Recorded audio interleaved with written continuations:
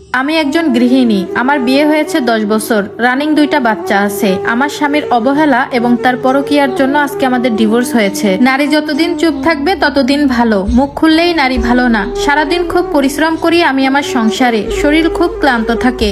গতকাল রাতে বাচ্চা সজাগ ছিল বিধায় ভালো করে রাতে আমার ঘুম হয়নি। তাছাড়া রাতে সারা শরীর ব্যথা করেছে, হয়তোবা জ্বর উঠবে। অনেকগুলো কাপড় ছিল সকালে, তাই হাজবেন্ডকে বলেছিলাম একটু হেল্প করতে, কিন্তু সে করেনি। আমার 2 বছরে 2টা অপারেশন হয়েছে, আর লাস্টে ছিল একটোপিক প্রেগন্যান্সির অপারেশন। পরপর 2টা বাচ্চা হওয়াতে আমার শরীর যেমন নষ্ট হয়ে গিয়েছিল, তেমন আমার চেহারাটাও নষ্ট হয়ে গিয়েছিল। আমি তেমন একটা কাজ করতে পারতাম না, এই জন্য হাজবেন্ডকে বলেছিলাম একটা হেল্পিং হ্যান্ড রেখে দিতে, কিন্তু সে নামমাত্র হেল্পিং হ্যান্ড খুঁজেছিল আর বাসায় এসে বলতো কোনো হেল্পিং হ্যান্ড পাওয়া যায় না। যেহেতু আমার পরপর 2টা বাচ্চা, তাদের রাতে অনেক কাঁথা কাপড় অপরিষ্কার হয়ে যায়। সকালবেলা উঠে ঠান্ডা লাগিয়ে সেই কাঁথা কাপড় ধোয়া, রান্না করা, হাজবেন্ডের নাস্তা কমপ্লিট করা, সাথে তো সংসারের অনেক কাজ থাকে। এগুলো করতে করতে যখন ক্লান্ত হয়ে যেতাম, তখন আমার স্বামী আমাকে বলতো এগুলো করার কি আছে, কিন্তু বিশ্বাস করেন আমার স্বামী কখনো এক গ্লাস পানিও ঢেলে খেত না। যেদিন আমার স্বামীর অফ ডে থাকতো সেদিন আমার বাসায় প্রচুর কাজ থাকতো। যদি কাজ করতে করতে একটু বিশ্রাম নিতাম অথবা ঘুমিয়ে যেতাম, তখন এসে বলতো এত ঢং করবা না তুমি, এ সকল কাজ কি আর মানুষ করে না, নাকি তুমি একাই করো? জবাবে আমি বলেছিলাম কারো কি 2 বছরে 2টা অপারেশন হয়েছে, তাও আমার হিমোগ্লোবিন 3 ব্যাগ রক্ত ভরার পর সাথে আছে। তখন আমার স্বামী বলে উঠলো এত তর্ক করবা না, পারলে একটা চাকরি নিয়ে দেখাও, সেই যোগ্যতা তো নাই। বলে রাখা ভালো আমার স্বামীর নিজের 5তলা বাসা আছে এবং তার যথেষ্ট পরিমাণ জায়গা জমি আছে।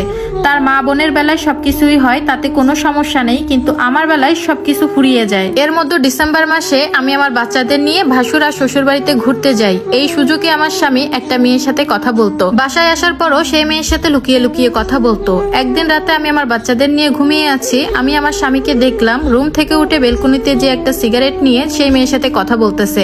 সেদিন তাকে হাতে না হাতে ধরেছিলাম এবং সেই মেয়ের সাথে অনেক সময় কথা বলেছিলাম। সেই মেয়ের সাথে ফোনে উচ্চস্বরে কথা বলার জন্য আমার স্বামী সেদিন আমার গায়ে অনেকবার হাত তুলেছিল।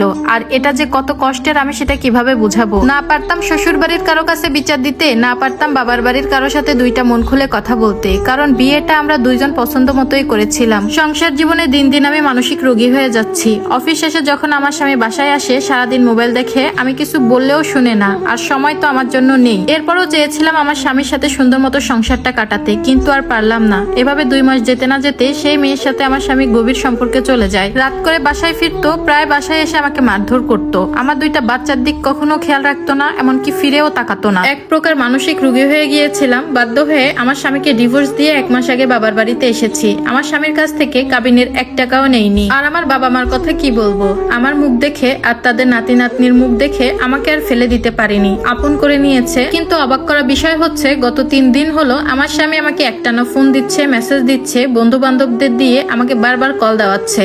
যা হয়েছে সব ভুলে যেতে চাচ্ছে, সে আবার সাধারণ লাইফে ফিরে আসতে চাচ্ছে। এখন আমি কি করবো আপু, কিছুই বুঝতে পারতেছি না। আমি কি যাবো নাকি আমার পড়াশোনাটা কন্টিনিউ চালাবো? প্লিজ আপু আমাকে বলবেন। আর এই স্টোরিটা একটা আপু আমাকে লিখে পাঠিয়েছেন। আমি যতটুকু পারি আপুকে ভালো মতামত দেওয়ার চেষ্টা করেছি। আপনাদের কি মতামত সেটা কিন্তু কমেন্টে জানাতে ভুলবেন না।